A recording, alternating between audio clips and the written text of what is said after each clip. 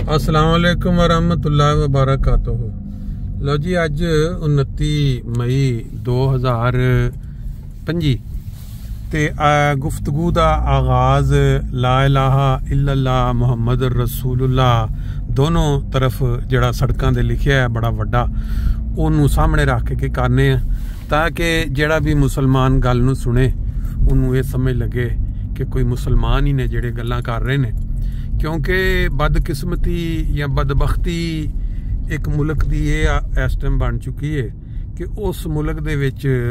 कानूनी तौर दे उत्ते बाज़ बदबख्त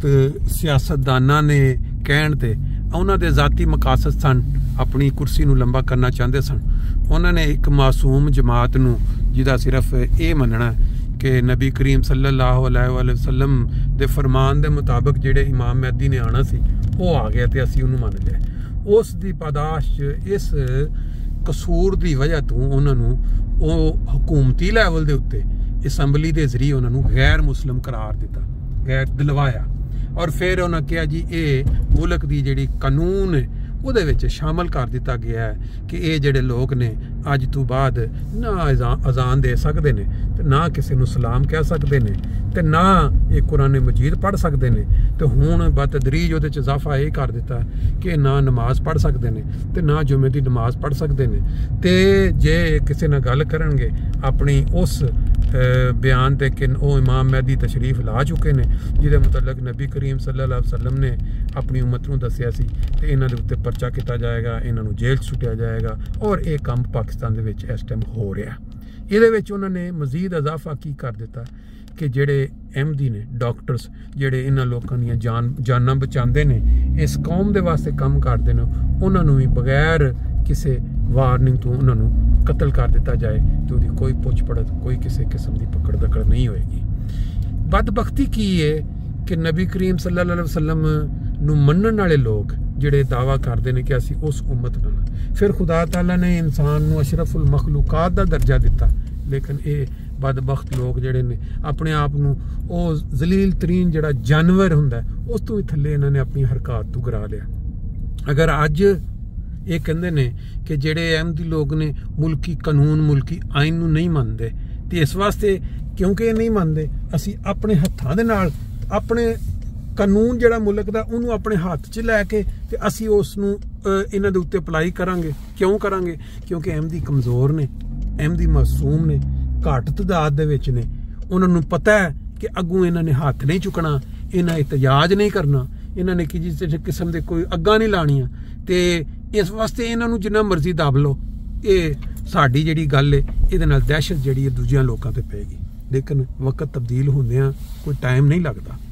ये समझ के बैठे ने कि अहमदी क्योंकि कमज़ोर ने, ये तादाद च घट ने और ये अगों मुकाबला नहीं करते, ये अगों हाथ नहीं चुकते, एहतजाज नहीं। इस वास्ते इन्हों जिन्ना भी जुल्म कर लो, इन्हों जिन्ना भी दबा लो, इस कोई साडे ते फर्क नहीं पैंदा। पाकिस्तान दे विच हुण तक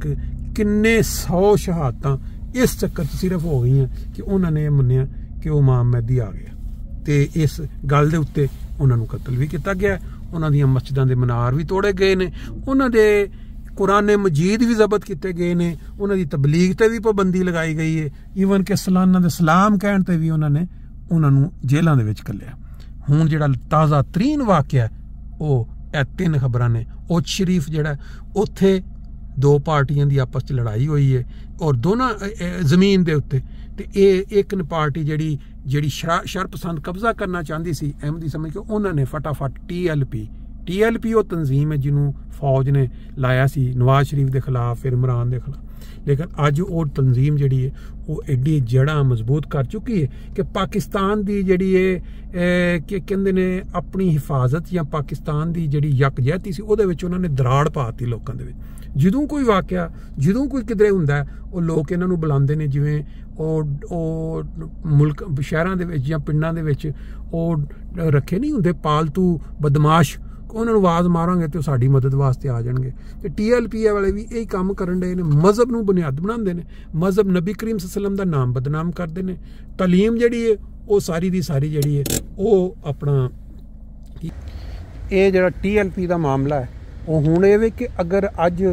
अदालत कोई ये फैसला कर दे किसी मुल्क च या साडे मुल्क च कि ये जिहड़े लोग ने जिहड़े दहशत फैला रहे हैं मुल्क च और मजहब नूं बुनियाद बना के लोगों के अमलाक ते हमला करते हैं या लोगों की लड़ाई दे विच जाके मजहब के रंग दे विच जत्थे लै जांदे ने, ये नबी करीम सल्लल्लाहु अलैहि वसल्लम के अल्फाज के मुताबिक जिहड़े मस्जिदां दे मिंबरां दे उत्ते सूअर ते बंदर बैठे होणगे ਉਹ ने लोग और ये फैसला हो जाए किसी अदालत वालों तो आया ये लोग अपने आप को फिर वो सूअर ते बंदरां वगैरह हरकत करनगे, वो फिर आइन नूं मनणगे कि भी क्योंकि फैसला अदालत का आइन का हिस्सा है। तो इस वास्ते असी लोग जिहड़े असी हुण सूअर ते बंदरां वगैरह दी हरकतां करांगे और असी किसी किस्म का एहतजाज नहीं करांगे, आइन की पासदारी करांगे। क्योंकि अहमदियां नूं ते कहंदे ने कि बई ये आइन की पासदारी नहीं करते इस वास्ते ज़बरदस्ती। गल ये नहीं, गल ये वे कि जिहड़ा भी शरीफ बंदा किसी मुल्क दे विच रहिंदा है, किसी भी इलाके च रहिंदा है, उन्होंने जिहड़ी उहदे कोल ताकत है या जिन्हां दे कोल अक्सरीयत है वो अज दबाण की कोशिश करदा है। ਇਹ ਹੁਣ मैकडोनल्ड के सामने ਅਸੀਂ इस टाइम मौजूद हाँ, वेखो बड़े ਸਕੂਨ ਦੇ ਨਾਲ ਲੋਕੀ आ रहे हैं जा रहे हैं, कोई किसी को कंसर्न नहीं है कि किदा की रंग है कि की, सारे दे सारे बड़े ਸਕੂਨ ਦੇ ਨਾਲ अपना अपना मतलब खाना पीना लिया तो चल अंदर भी बैठ के इकट्ठे खाते पींदे होणगे। ਇਹ तीन खबरां ਜਿਹੜੀਆਂ एक तो शरीफ दी है, एक तरह सिंध ਦੇ ਵਿੱਚ ਕਿਸੇ ਪਿੰਡ ਦੇ ਵਿੱਚ हमला किया उन्होंने TLP ਦੀ ਨਾਲ ਲੈ ਕੇ ਲੋਕਾਂ ਨੂੰ और फिर इस तरह सियालकोट दे विच इन्हां ने एक अज जुलूस कढवाया। कहंदे ने जी उत्थे जिहड़ियां मस्जिदां दे मीनार ने सानू बड़े चुभ रहे ने ते इन्हां नूं सवेरे आप ही ढा दिओ नहीं तो फिर असीं हमला करके ये हालात इस टाइम बन चुके हैं। कानून आइन जिहड़ा अगर कोई गलत फैसला करता तो इसदा मतलब नहीं है कि उस फैसले नूं तुसीं कहो जी क्योंकि मनदे नहीं असीं ज़बरदस्ती उहदे ते अमल करवाने। अल्लाह ताला इन्हां नूं फहम और अकल देवे।